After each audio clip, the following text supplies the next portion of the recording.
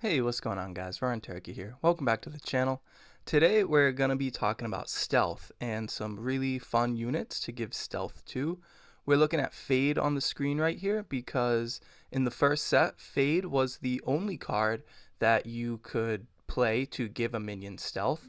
But with the new set, we got 3 additional cards that can give stealth to a unit, including one with an asterisk, but we won't focus too much about this one because it only gives beast stealth. But yeah, we have Vanishment, Swindler Troop, and Treetop Hideout, all cards that are capable of giving units stealth. And we're going to take a look in this video at the top 5 best units to give stealth in my opinion. Mostly this is just going to be cards that I wanted to talk about, but let me know what you think. Coming in at number 5, we have Root Spider. So this pesky devil was a menace in the first set, and he still is today.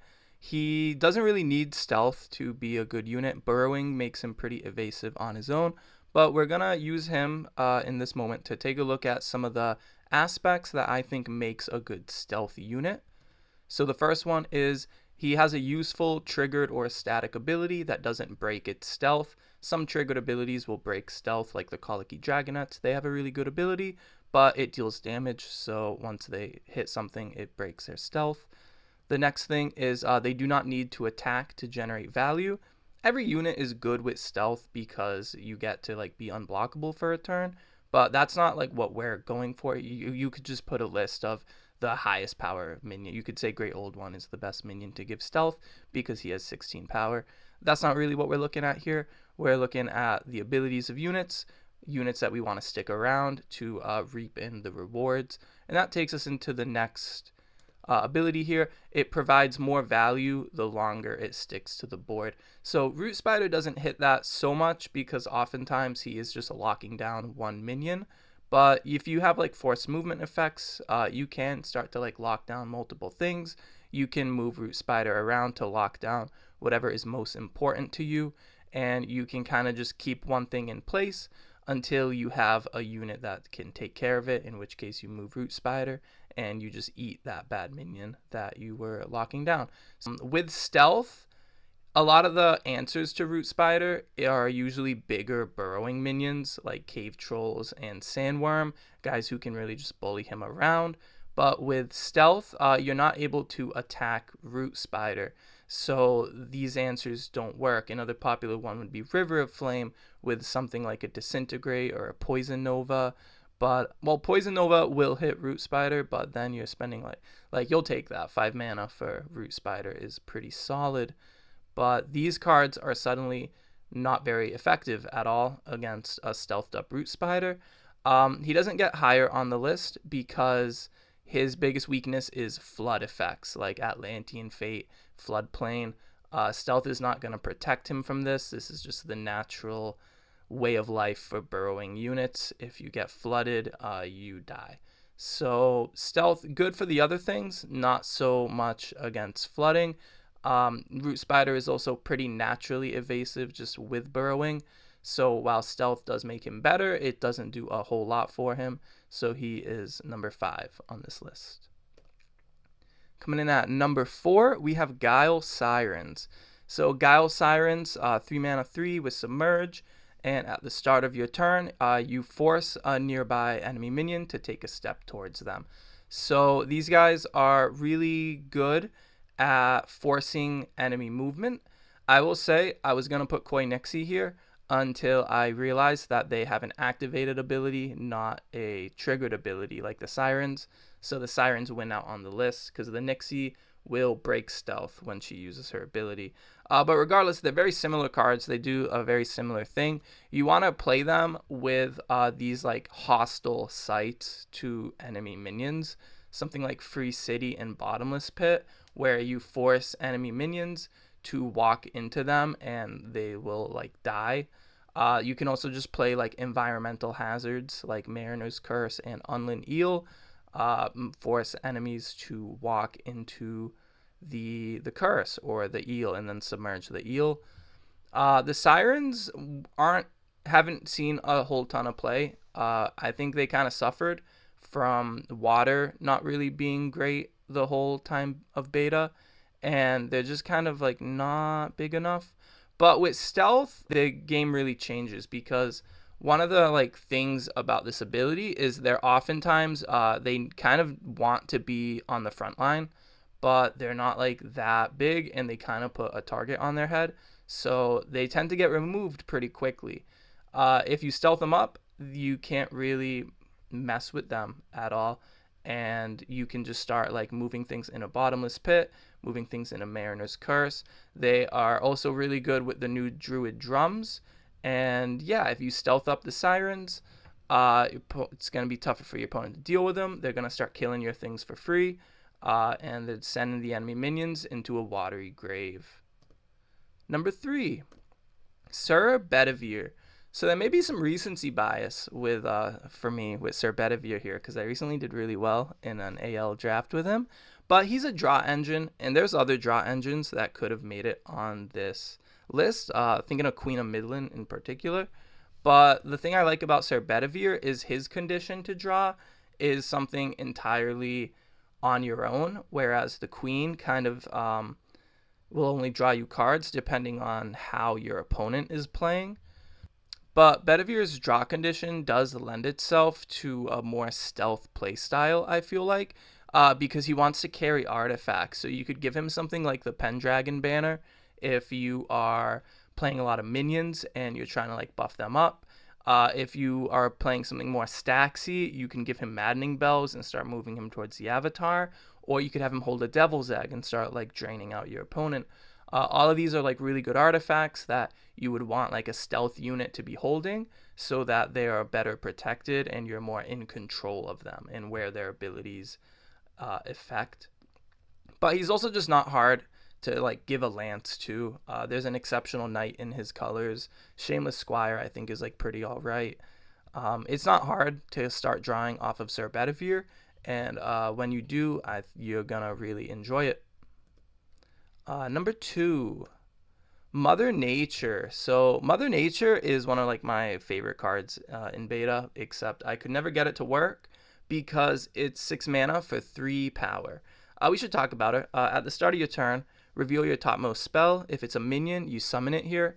So Mother Nature gets to cheat stuff into play, and you can cheat some really big bad minions with this unit. You can get something like Great Old One or Lord of the Void, Conqueror Worm. These like 8 mana, 9 mana minions for the cost of nothing if you just keep Mother Nature around. But she puts a really big target on her head, and she is very fragile, very easy to remove. And for 6 mana, it's generally just not worth it. But if you give her stealth, it's going to be a lot harder. You might actually get to get some of these triggers. And if maybe you're playing Seer or something where you're able to fix the top card of your spellbook, you can get some good results.